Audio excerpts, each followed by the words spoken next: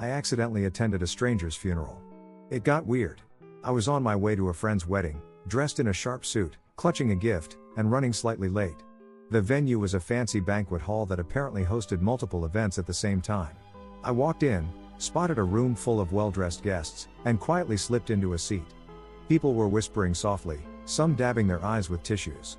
Weddings really are emotional, I thought, admiring the decor. Then a slideshow began, photos of an elderly man laughing with family, posing with friends, smiling through decades of memories.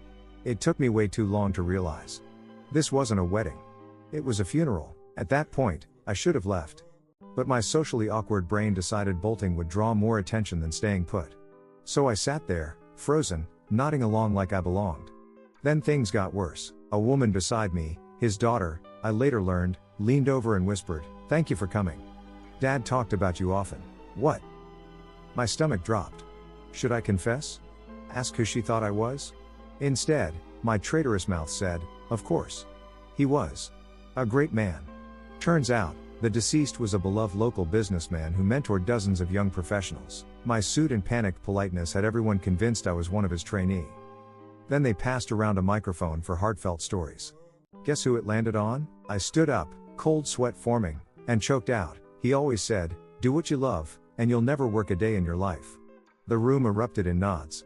Someone murmured, "Classic him. He probably never said that."